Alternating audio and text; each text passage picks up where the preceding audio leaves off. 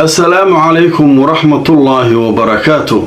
كلنتي wanaagsan asxaabay meel kastood naga daawanaysaan ku soo dhawaada mar kale iyo qiso cajiiba oo aan idinkaga soo gudbinayno channelkeena qisooyinka Nadaara 2. haddaba qisadan waxa ay ku saabsan tahay qisooyinka jariimada ama dambiyada ah oo ay booliisku sida la yaab kale ku soo saaraan dambiilaha. haddaba qisadan waxa ay dhacday sanadkii 2012 waxay ka dhacday magaalada Riyaad ee caasimadda Saudi Arabia. runtii waa qiso la yaab leh, waa qiso marka aad dhageysato wax badan ay kaaga kordhi doonaan. inta badan jariimooyinka ama dambiyadu waa isaga mid caalamka, sida ay u dhacaan iyo sida dilalka loo geysto iyo sida dambiilaha iyo booliiska iyo maaragtay aqoontoodu ay ku soo qabtaan. waa wax u baahan qof walba marka inuu wax badan ka ogaado. haddaba maalin maalmaha ka mid ah sanadkii 2012 qoys degan guri ku yaala magaalada Riyaad, aabbaha wuxuu aaday shaqo meel ka baxsan magaalada Riyaad ayuu shaqo u aaday. guriga waxaa ku soo haray hooyo iyo 2 wiil oo ay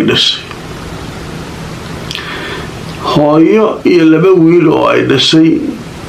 guriga qaybta korana waxaa ka kireystay oo degan nin Sacuudiyana. hooyadii waxay alaab u qaadaysay cid xaflad qabtay oo dariskooda ah ayay alaabooyin hadiyadaha u geynaysay. wiilasha marka midka weyn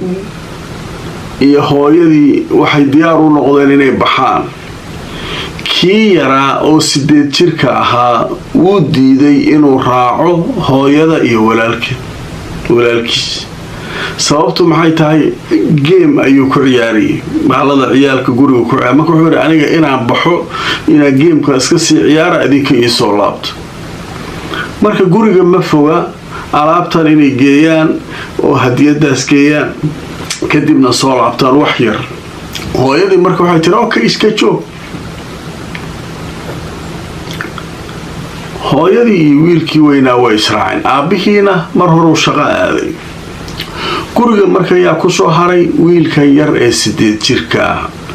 ayaa ku soo haray. wiilkii markuu cabaar gamekii ciyaaray ayuu albaabkii soo furay, banaanka ayuu damcay inuu fiiriyo. ninkan ayaa kor ka soo degay. marka carabkan Sacuudiyaanka ee gurigooda kore ka kireystay, guriga waxaa iska leh qoyskan, laakiin ninkan koruu degay, wuu soo degay, keligiisaana degan guriga.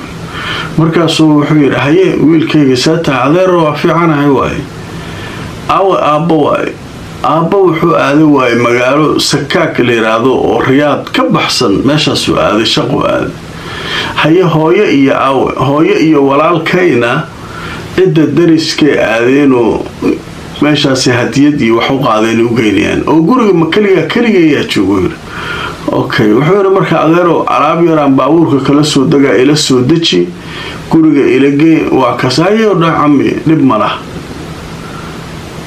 alaabtii baabuurka alaab ka soo qaad. wiilkii qayb u soo dhiibay, uu soo waday, guriga kore ayuu geystay. kor markuu saaray cunugii ayuu si xun u galay. waa kufsaday cunugii. wiilkii wuu kufsanaya, wiilkii yaraa, kadibna wuu dilay, wuu jarjaray.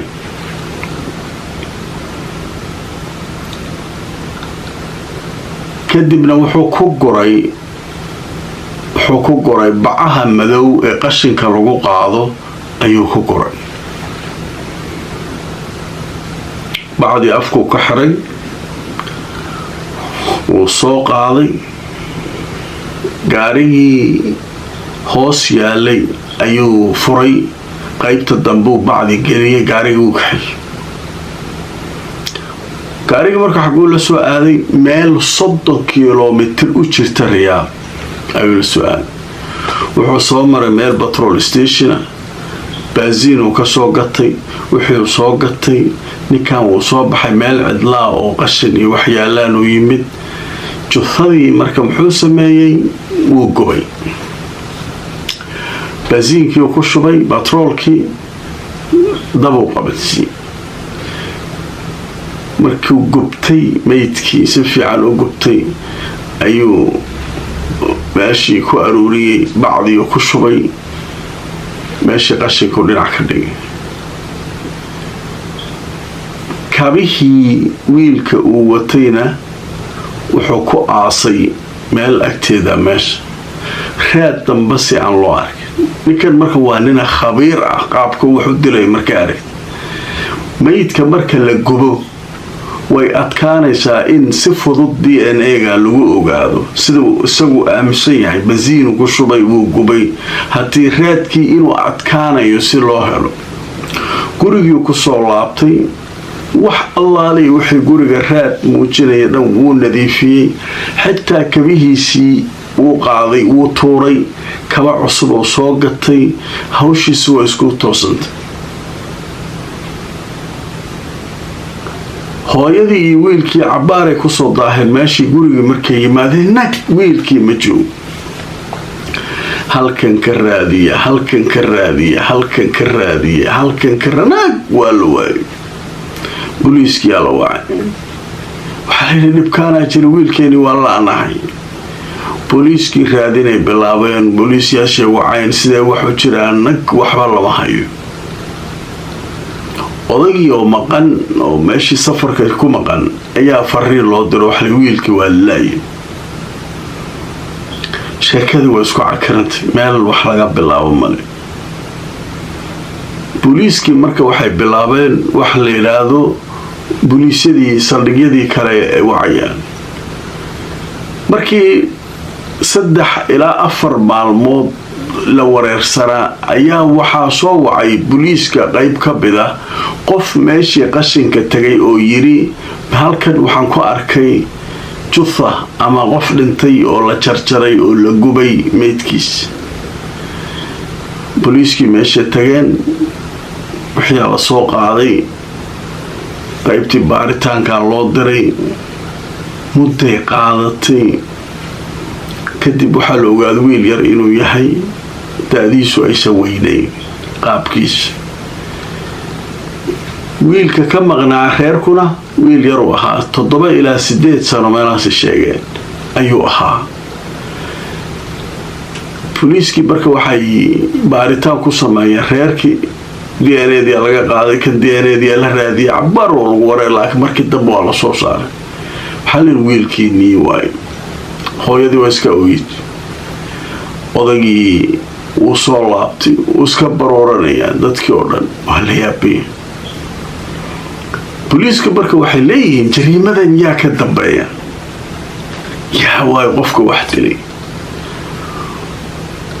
odagii wareysanayaan iyo maamadii waxay leeyihiin dad cadow ah oo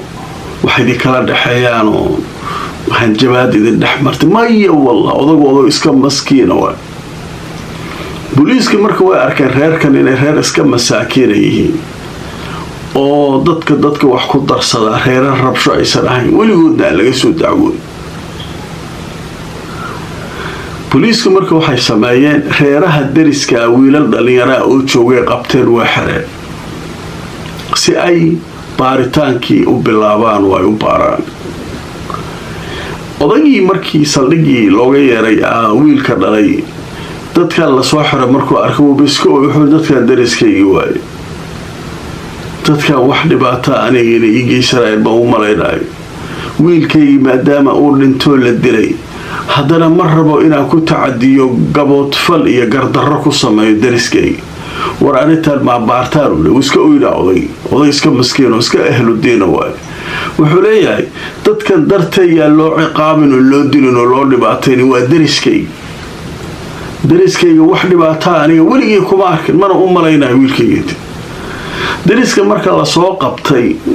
macallinkii ma kii kor saarnaa ee dhibaatada geystay ma ku jiro dadkan kale dariska la soo qabtay booliiskii marka baashi waa ku wareereen xoogaa jiqay noqdeen nin baaraa oo dhalinyaro ah oo markaas soo qalinjibiyey ayaa kiiska loo dhiibay ninkii marka wuxuu bilaabay kiiskii markii hore lagu wareersanaa dibuu u furay maamadii odagii waraysi ka qaaday wuxuu yidhi guriga yaa degan annaga le deganay dheh guriga qaybta korayaa degan nin hebel la yidhaahdo muxuu yahay odag wuxuu ninkaa wax dhibaa kuma qabno ninkaas weligay wax dhibaataa kuma arkin ninkaas guriga waa ka karaysana bil walba lacagta waqtigeedu bixiyaa wax buuqa ma qabyo kaligiisaa degan waa nin sacuudiyaana waa saan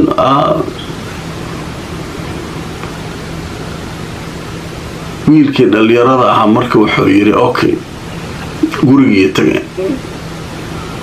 gurigii kor ninka degan inaan ogaano waayo ninkii loo tegi saldhigga booliiska la keeno qofka markii booliiska la keeno faraa laga qaadaa farihii markii laga qaado fog ninkan waaba nin dembi hore soo galay laba cunug inuu afduuba rabay 3 sano xabsiga soo laqay magaalo kala joogay ahlan wa sahlan ninkii baaraha markuu arkay magaca uu ninkan guriga kaga karaystay odaga iyo magaciisa saxda ah ee dembiga uu ku soo galay way kala duwan odaga waa la magac beena looga karaystay guriga ninkii marka waa la qabtay waa la xiray waxba lama weydiinin farihii way soo baxeen waa la arkay ninkan marka hadda ka hor 3 sano soo laqay laba cunug inuu afduuba rabay ku sigteen ayaa lagu qabtay ninka marka hawshaas lagu soo qabtay hadana gurigii uu deganaa cunugii la waayay sheekadu isku dhamaatay ninkan baaraha marka xogtii wada fiican u haystaa odagii soo wuxuu yidhi kaalay booliiskii ma odagii wiilka dhalay waxaa ninkii gurigaaga koro deganaa ayaa xirnaa laa ilaaha ila allah maxamed rasuul warninka maxaa u xirteen waa daris fiican iskale odagu iska oydhiye war adeer u kaadi alla ninka magaciisa dokumentiga guriga ka krisma hebel la yiraahdaa okay hebel ka guriga uu ku degan yahay waa magac falsa aan waxba ka jirin magac been ah magacan rasmiga ee dembiga uu ku soo galay hayaan booliiska odagii marka wuxuu iska qeylay warayaa khayo kuwii hore weli xaran dariskaygi haddana ninkii guriga koro ee la deganaa ma xirteen war aniga wiilkayga haddii la waayo uu dhintay xataa bilaa calaykum dariskayga dhibaataa u geysanin adeer iska baxadeen ninkii dhalinyaraha marka wuxuu baaritaanku bilaabo ninkii kaalay wuxuu dhahay magaca guriga ku karaysatay hebel waaye magacaaga saxdaana waa kan hadda ka hor waxaa lagu xiray magaalo Hiblaayo Sacuudiga ka tirsan isku day afduub ilmo 3 sano soo cabtay ninkii wuu yaab kiiskaaga waxayna wiilkan adiga inaad dishayna hadda way muuqataa sheeg sidii wax u dhacay noo sheeg wallahi ka taay waa aniga waxaan dilay male aniga kan waaye aniga meeshaas waxaan uga soo guuray inta iskaga soo dagay waxaas leeyahay eedeynaya ninkii waaba kitaabu maraya meeshiisa ku xiray kuwii hore oo dariska ahaa markii ninkan la qabtay ayaga waa la sii daayay ayaga wax lagu hayo male laakiin raadka wadada ninkan alhaya ninkii baaraha ahaa wuxuu dib ugu laabtay xaafadii qoys guri apartment kasta dadka degan maalin walba qolo u tagaa uu la sheekaystaa islaan waayeela oo Sacuudiyaan iyo nin oday oo waayeela oo balakoonka gurigan albaabkiisa balakoon ka soo horjeeda guri dabaqa degan ayaa islaantu waxay tiri saddex toddobaad meelahaas ilaa 4 toddobaad ka hor haye ninka gurigaas bac madoowa laga soo saaray oo qashina gaariga gadaal laga gali marka ani waa la yaabanaay waxaan lahaa ninkan qashinka muxuu gaariga ugu qaadaa haanta qashinka meeshayba ku taalay muu ku ridaa islaa ahlan wa sahlan wada kale helay ninkii baaraha waqtigii ahayd waqti duhura saana meeshaasaan fadhiyay qaxwaan cabayay ninkaas gurigaas ninkaasaa soo degay gaarigaas u saaray markaani bacdaas wax ku jira maaqaan laakiin waxaan la yaabanaa oo duqdi waxay leedahay waxaan la yaabanahay qashinka markii la dejiyo meel lagu rido uu leeyahay qashinka guri kasta geeskiisa ninkaan muxuu qashinka meesha ugu ridi waayo waa yaabanaa odagayga xataa waa u sheegay wuxuu yidhi dadkan ayaga iska wareersan iska dhaaf intii u soo qaatay baarihii soo u dadaalayay dhowr maalmood meel walba u wareysanayay xogtaan qaybtaan kaloo soo hela haddana meeshiyaa lagu soo laabtay ninkii mar kale u yeelay wuxuu yidhi dhegayso maalin heblaayo intaasoo wiig ka hor xilli duhur ah guriga bac madow adoo wada aad ka soo saartay baabuurka qaybta dambe aad gelisay maxay ahayd ninkii indhow taagay wuxuu yidhi bacdaas alaabooyin qashin ma ahayn qashinka wasaqda oo la tuuro ma ahayn laakiin waxyaabo oo dokumentiyo dhinacyo ka jeexjeexan waxyaabo muhiima ayaan xaaskayga oo safar guriga reerkooda jirta ayaan u geynayay oo alaabtaas inay kala saarto cafash camal waxaan ku shubay way jirtaa inaan gaariga gadaal geliyo laakiin qashin ma ahayn naagta numberka sheegali numberku sheegay naagtii alawaan ninkii baaraha asalaamu calaykum wacalaykum salaam booliiskaan ahay waxaan ku weydiinaynaa ninkaaga bac noocaasa oo cafash ku jiro oo bac madoowa makuu keenay goormee mar dhow mahiya waxa uu 5 bilood ka hor ayuu bacdaas alaab aan u dirsaday iigu soo shubay tir ee wax 3 wiig iyo 4 wiig iyo bil iyo 2 bil ma 5 bil ilaa 6 bil ka hor waaye ahlan wa sahlan odagii markale haddana waa tarara islaantii waxay taagan tahay sheekada uu ninkaan sheegaa way jirtaa laakiin waa wax hore hadda maaha ninkan waxaa lagu haystaa 4 wiig gudahood waa bil meelahaas oo kiiskan u socdaa islaantii telefoonka u dimi ninkii allo waxaa leenahay beenaan noo sheegaysaa 5 bilood 6 bilood ka hor alaabta cafashkaa u dirtay ee 4 wiig ka hor bacdaan meeshaa geysasha annaga hana wareerin waxaas ma kalagaa ilaalaade bacdaas wiilkaas meydkiisaa ku qaaday ninkii booliiska wuxuu soo istaa cunugaa jarjartay waxa bacda ku qaada waa kaas meesha meydka laga helay ilaa booliiska waxay wadaa marka baaritaan kaamirooyinka gaarigiisa nambarkiisa waxaa laga soo helay meel u dhaxaysa Riyaad iyo meesha la dhigay bacda petrol stationkii wuxuu ka qaatay wixii oo dhan ala soo helay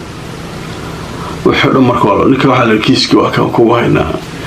sida wax u dhacay ninkii markuu meel uu ka baxsada waayay oo booliiskii ay baashi soo saareen miiska ayuu ninkii qartay marka waydii sheegaa haye sidaasaan sameeyay wiilka yarkaa gurigan ka kacay xangaangeey waa ku tacdiyay oo maaragtay waa kufsaday kadibna waa dilay xaga saasaan sameeyay xataa waa wixii oo dhan uu ka sheekeeyay